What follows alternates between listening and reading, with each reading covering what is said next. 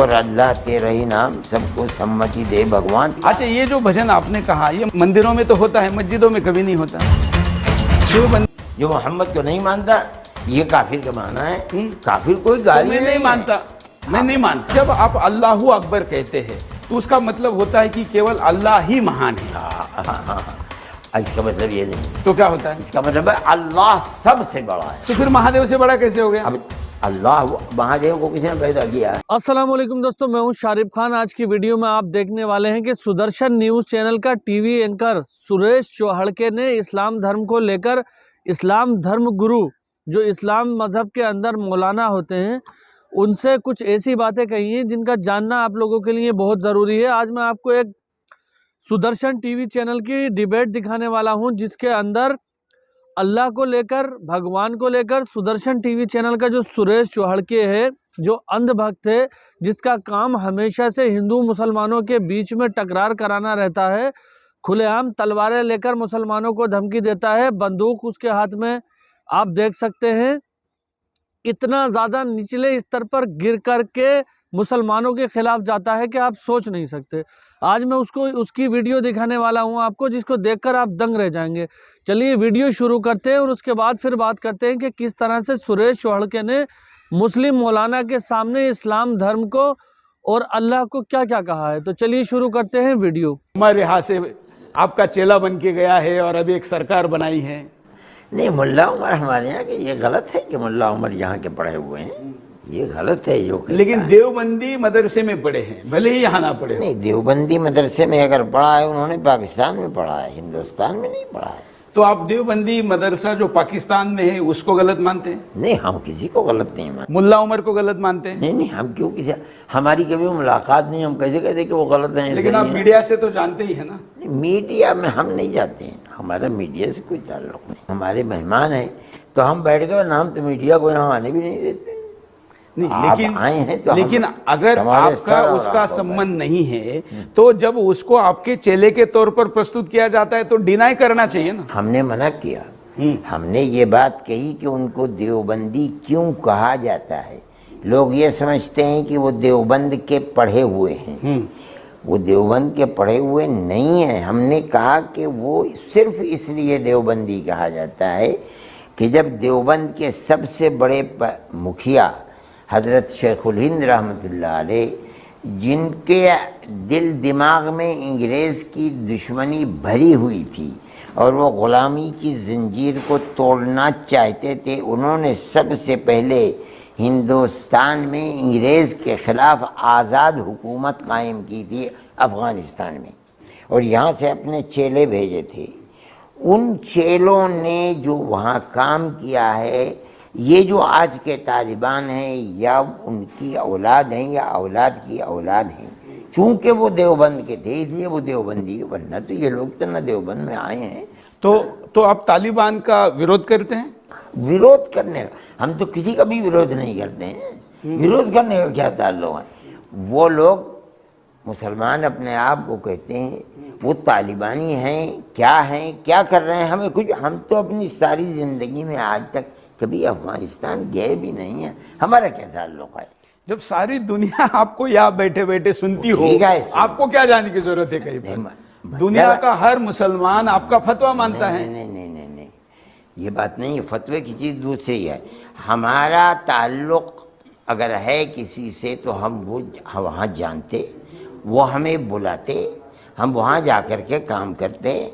हम तो आज तक गए भी नहीं अफगानिस्तान है किसी चिड़िया का नाम हम नहीं जानते। चलिए, आपके पोते वगैरह सब इतने हाई फाई मोबाइल यूज़ करते हैं, सबको पता है दुनियादारी में क्या हो रहा है। आपको भी पता है कि वहाँ महिलाओं की मंडी लग रही है, गर्दनें काटी जा रही है। मैं बता रहा हूँ, तो ये सुनने के बाद कम से कम आप ये कहिए ना कि तालिबान गलत काम कर रहे हैं। नहीं, सुना जाता है, हो सकता है आप सही बोल रहे हैं, आप गलत। अगर मैं सही हूँ तो आपका क्या कहना है? अगर होंगे, अगर होकर के कोई हुक्म नहीं लगता है, जब तक मैं ये यकीन न कर लूँ कि आप सही हैं, मैं कोई बात नहीं। अच्छा, मैं कैसे आपको इसका यकीन कराऊँ? मुझे ज़रूरत ही नहीं है आपको यकीन कराने की।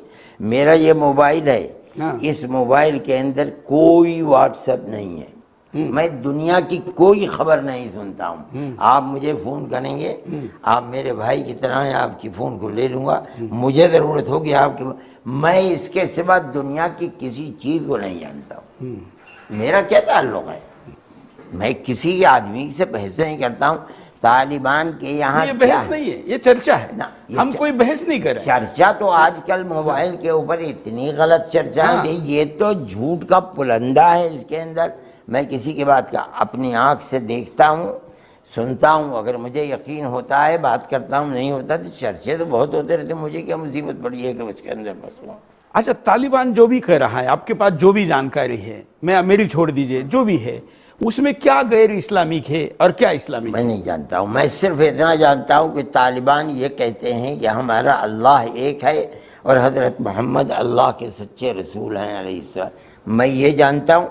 बाकी उनके यहाँ क्या हो रहा है, वो किसे मार रहे हैं, किसकी मंडी लग रही है, किसको ज़िंदा कर रहे हैं, मेरा कोई ताल्लुक़ उससे नहीं है। ना मैं जानता हूँ, ना मैं गया हूँ कभी, ना सुनता हूँ, ना तालिबानी मेरे पास आते हैं, ना मेरा आदमी तालिबान के पास जाता है।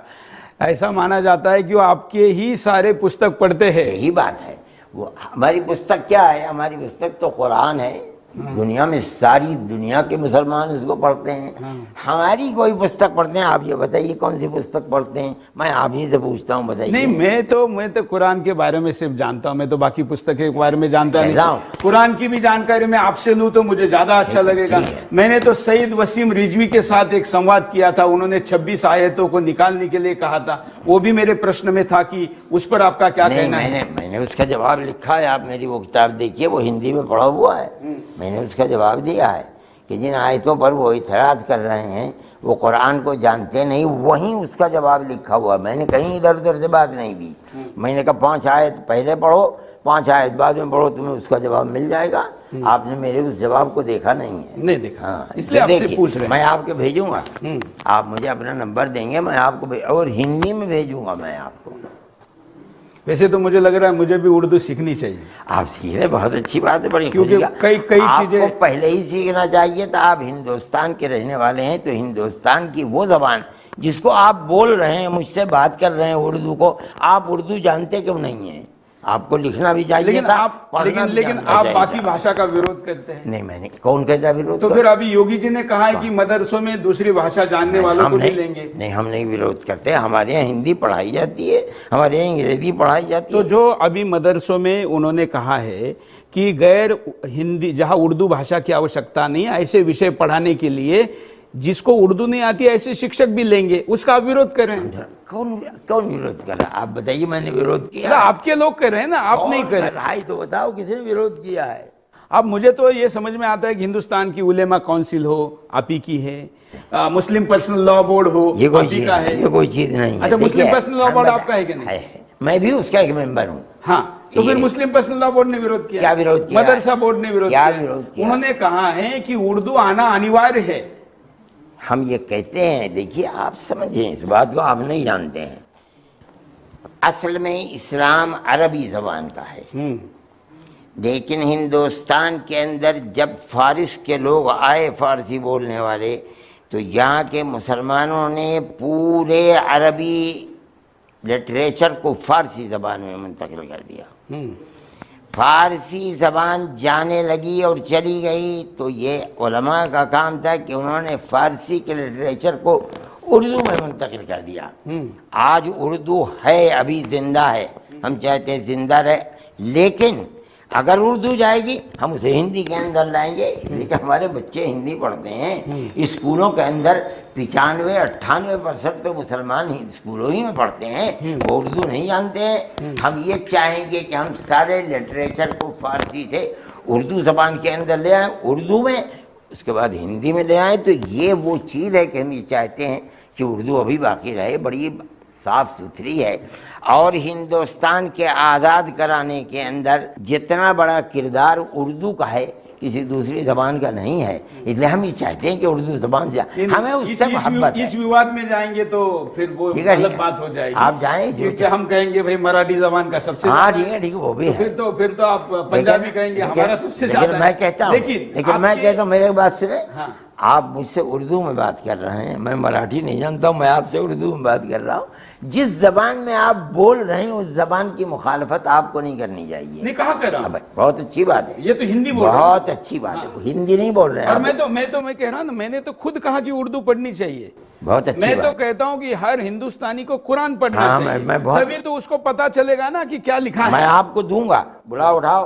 मैंने 8 साल मेहनत करके कुरान का हिंदी अनुवाद और उसकी व्याख्या कुरान की 8 साल की मेहनत के बाद मैंने की है। ये है वो, मैं आपको दूंगा, अगर आप पढ़ना चाहते हैं आप उसको पढ़िए। क्योंकि जो वसीम रिजवी कहते हैं या जो हमने सुना है या जो चलन में है उसमें लिखा है कि काफिरों की गर्दन काटो, तो सुरेश चौहान के काफिर गलत है, तो कुरान तो मेरे खिलाफ लिखा गया है। वो जानते ही नहीं है कि काफिरों की गर्दन काटो। तो आपके हिसाब से मैं काफिर हूँ कि नहीं हूँ? नहीं, मैं आपको मानता हूँ कि आप एक धर्म को मानने वाले हैं। काफिर किसे कहते हैं बताइए? नहीं, जो हमने पढ़ा है उसके अनुसार जो अल्लाह को नहीं मानता, जो नबी को नहीं मानता, जो उसके आयतों को नहीं मानता। काफिर का माना जो अल्लाह को नहीं मानता, काफिर के यही मानना, इनकार करने वाला। काफिर एक अरबी जबान का लफ्ज़ है, इसके माना है इनकार करने वाला। इनकार करने वाला क्या माना? जो अल्लाह को नहीं मानता, जो मोहम्मद को नहीं मानता, ये काफिर का माना है। काफिर कोई गाली नहीं मानता, मैं नहीं मानता। अगर मैं भी नहीं, मुसलमान नहीं हूँ, तो अगर कल को मेरी औलाद नहीं मानेगी तो मैं उसको भी कहूँगा अरबी जबान के अंदर ये नहीं मानता, इनकार करता है अल्लाह का, ये काफिर है। तो इस हिसाब से मैं भी काफिर हुआ ना। सारी दुनिया का जो नहीं मानती है परमात्मा को, तो फिर काफिर की सजा तो आपने नहीं। आप परमात्मा को मानते हैं नहीं मानते हैं? परमात्मा को मानता तो वही तो है अल्लाह, और क्या चीज है? नहीं, लेकिन अल्लाह कहता है मेरे पास आने का एक ही रास्ता है। क्या रास्ता? मेरा परमात्मा कहता है कई रास्ते हैं। नहीं, हाथ जोड़ो तो भी आओगे, आँख बंद करो तो भी आओगे, ध्यान करोगे तो भी आओगे, उपवास नहीं करोगे तो भी आओगे, पानी चढ़ाओगे तो भी आओगे, कुछ भी नहीं मानोगे तो भी आओगे। अल्लाह को भी मानते हो नहीं हो? अल्लाह को मानते हो नहीं मानते? नहीं, मैंने कहा ना अल्लाह और परमेश्वर में फर्क है, ऐसा मैं मानता हूं। ईश्वर को मानते हो नहीं मानते? हाँ, बिल्कुल मानता। ईश्वर अल्लाह एक ही तो है, तो ईश्वर को मानते हो, अल्लाह को मानते हो, वो खत्म बात। तो उम्मीद करता हूं दोस्तों ये आपको वीडियो पसंद आई होगी। अगर ये वीडियो पसंद आई हो तो मेरे चैनल को सब्सक्राइब करके बेल आइकन पर ऑल का बटन सेलेक्ट कर दें। हमेशा से ये देखा गया है कि इस्लाम धर्म को लेकर बहुत सारे लोगों में गलतफहमी रहती है, लेकिन कोई भी इस तरह से बात नहीं करता जैसे सुदर्शन टीवी चैनल का ये एंकर सुरेश चौहड़के करता है। मैं आपको बता दूं, ये वो इंसान है जिसके मैंने बहुत सारे फोटोज़, बहुत सारी वीडियोज़ आप लोगों को दिखाई हैं कि किस तरह से खुलेआम नंगी नंगी तलवारें लेकर के और धमकियाँ देने का काम करता है, हिंदू राष्ट्र बनाने का समर्थन में नारे लगाता है, लोगों को एकत्रित करता है, बहुत सारे ऐसे लगातार ये काम करता है जिससे कि मुसलमानों की भावनाओं को ठेस पहुँचे या देश का माहौल ख़राब हो। फिलहाल एक अच्छी खबर यह है कि इसके खिलाफ मुकदमा भी दर्ज है, इसके ऊपर FIR हुई भी है और ये अभी कानूनी प्रक्रिया के साथ जूझ रहा है। आगे देखते हैं कि क्या करता है कानून इसके साथ। तो उम्मीद करता हूं कि आपको कुछ भी जानने को इस वीडियो से मिला होगा। इंशाल्लाह जो भी जाना होगा आपने कुछ ना कुछ माइंड लगाया होगा। तो कमेंट करके बताएं आपको वीडियो कैसे लगी। खुदा हाफिज़, फिर मिलूंगा इसी तरह की और शानदार एक वीडियो के साथ। तब तक के लिए अल्लाह हाफिज़।